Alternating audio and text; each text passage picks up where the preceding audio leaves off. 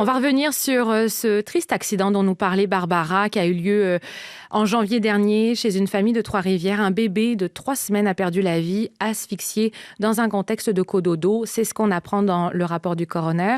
Alors, pour parler de ces enjeux, on a choisi d'inviter Marie-Pierre Matteau. C'est la directrice du Centre ressources naissance de Trois-Rivières. Elle est avec nous en studio. Bonjour, Madame Matteau. Bonjour. Alors, cet accident, on va le dire d'emblée, c'est effroyable pour une famille, mais c'est loin d'être un cas isolé. C'est pour ça qu'on a voulu faire appel à vous. Il y a plein de couples, de familles qui optent pour le cododo dans les premières semaines, les premiers mois de vie de notre nourrisson. D'abord, peut-être pour aider les auditeurs à savoir précisément de quoi on parle. Quand on parle de cododo, est-ce qu'on garde notre bébé dans le même lit?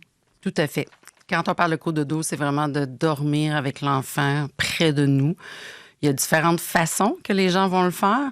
Nous, on va favoriser des pratiques, là, on va communiquer des pratiques pour bien faire les choses, mais effectivement, c'est le principe du cododo. Mais est-ce qu'on parle aussi de cododo lorsqu'on a justement le lit adapté, on enlève les barrières et on colle ça à notre lit?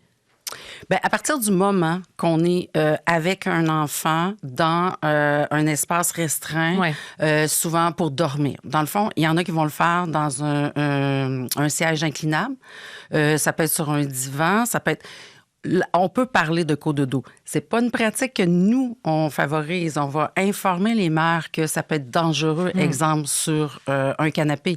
Mais c'est le principe du cododo. Bon, alors justement, on veut que les gens soient bien informés. On veut pas que ça se répète, ce genre d'accident-là.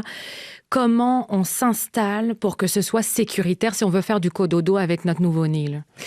D'abord, ce qu'il faut comprendre, c'est que nous, au Centre ressources naissance, on a vraiment comme culture, comme valeur, le partage des bonnes pratiques. Donc, on est dans l'optique d'une décision éclairée chez les parents. Mm-hmm. À partir du moment qu'un parent va nous communiquer son intention ou que dans ses valeurs, le cododo en fait partie pour développer des liens de proximité avec l'enfant, c'est souvent la première motivation. À ce moment-là, nous, déjà dans les cours prénataux, on aborde le sujet. Donc, on est toujours à la fine pointe de savoir ce qui est les meilleures pratiques. Donc, si on parle du cododo, ce que nous, on dit, c'est que lorsque la femme n'allaite pas, nous ne suggérons pas le cododo. Mm-hmm. C'est dangereux. Pourquoi? On peut se demander quelle est la différence entre le fait qu'on allaite ou on n'allaite pas. Dans le fond, c'est une question d'hormones au niveau de la lactation, donc une hormone d'ocytocine ou de prolactine qui est générée par la femme qui allaite. Ce qui fait en sorte que ça favorise, dans le fond, la synchronicité du sommeil entre la mère et l'enfant. Ce qui fait que le sommeil va même des fois plus profond, mais le réveil beaucoup plus spontané et plus présent. Donc, très alerte lorsque l'enfant peut être tout près de la mère. Puis encore là, il y a des pratiques. Là, je vous explique dans la condition que la femme est enceinte ou non. Et après ça, ben là, on informe sur la pratique du cododo. Mais est-ce qu'on doit respecter, par exemple, un âge? Alors, c'est difficile à dire. Des fois, on prend juste l'enfant, on va se recoucher avec parce que, justement, on l'allaite. Mais à partir de quel âge on peut considérer que c'est plus ou moins sécuritaire? Bien, le cododo, les gens qui veulent en faire la pratique, c'est dès la naissance. Donc, dès le jour 1, c'est possible. Dès le jour 1. Mais en l'encadrant comme il faut. Alors, justement, comment on peut faire?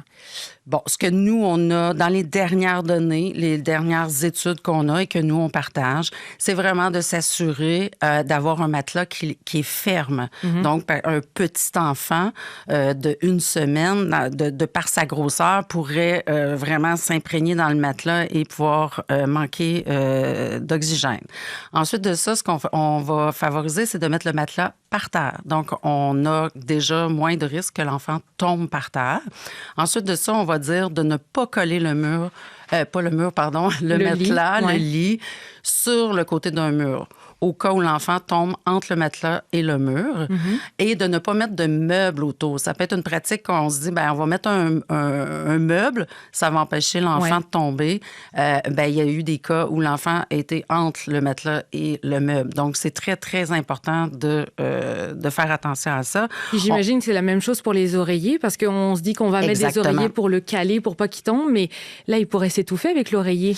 Bien, il faut vraiment faire attention. Si l'oreiller est très, très loin de l'autre côté côté du lit. Ouais. Bon, mais de toute façon, à ces âges-là, l'enfant, tu sais, il bougera pas.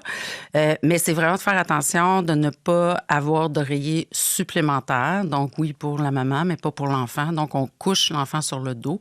Et il y a une façon physique de placer l'enfant. L'enfant doit être près de sa poitrine. Donc, il ne faut pas que notre visage soit près du visage de l'enfant. Mm-hmm. Et à ce moment-là, ça favorise. Il ne faut pas avoir non plus de couverture supplémentaire lourde qui pourrait étouffer l'enfant puis que l'enfant puisse pas s'en défaire ou que on voit l'image, là, que l'air passe moins.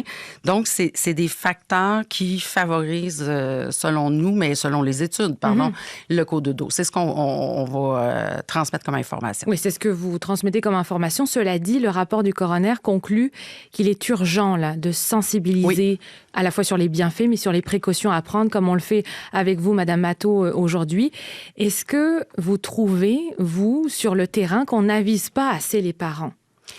Ça va être difficile pour moi de vous dire qu'on n'avise pas assez les parents, étant donné que nous, on informe les familles qu'on côtoie. Bon, ceci dit, si comme citoyenne, j'ai l'impression qu'on parle suffisamment de la périnatalité, dans nos médias, d'avoir des entrevues de fond. J'avais justement un monsieur hier qui me disait, il est dans mes âges, sa fille vient d'avoir un enfant, puis il dit, je n'ai pas le droit de rester seule avec l'enfant tant que j'aurais pas suivi la formation qui est destinée aux grands-parents parce qu'il y a tellement d'informations aujourd'hui. Mais il faut être parent pour avoir cette information-là. On va vers un centre. Comme nous, on est une grande porte d'entrée, là, dans le sens qu'on collabore avec tous les organismes familles. Donc, on peut référer si nous, on n'offre pas l'accompagnement. Mais est-ce qu'on en parle suffisamment? Je crois pas. Et la recommandation, elle est bonne. Vous en parlez aussi, parce que là, vous me disiez, ceux qui n'allaitent pas, les parents qui choisissent de ne pas allaiter, on le déconseille. Mais il y en a qui veulent tout simplement dormir ou c'est plus facile comme ça pour protéger son sommeil. La fatigue, puis c'est ça. Est-ce que ça reste une crainte d'en parler, de dire je veux faire du cododo même si...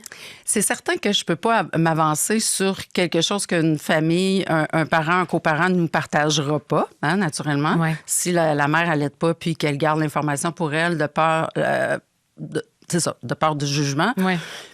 Je vous dirais par contre qu'on ouvre le dialogue. On n'est tellement pas dans le jugement, l'envie d'avoir son enfant. Exemple, nous, on favorise le portage, c'est avec le tissu. Donc, on est dans le même principe d'avoir son enfant constamment collé sur soi, donc durant toute la journée, à travers ses tâches. Pourquoi est-ce que j'aurais pas le droit pendant que je dors? Donc, c'est normal, mais je crois qu'en ouvrant le dialogue, on réussit à pouvoir communiquer avec nos familles. Oui, c'est important de dire aux familles qu'ils peuvent être à l'aise justement d'en parler et essayer de prévenir ce genre d'accident-là qui est effroyable pour les familles. Alors effectivement, Marie-Pierre Matteau, on a bien fait de vous inviter aujourd'hui. J'espère que vos conseils vont aider toutes sortes de familles, des nouveaux parents aussi. Je rappelle que vous êtes directrice du Centre Ressources Naissance de Trois-Rivières. Des centres que vous pouvez trouver d'ailleurs partout sur nos territoires. Merci d'être venu aujourd'hui en studio. Merci infiniment.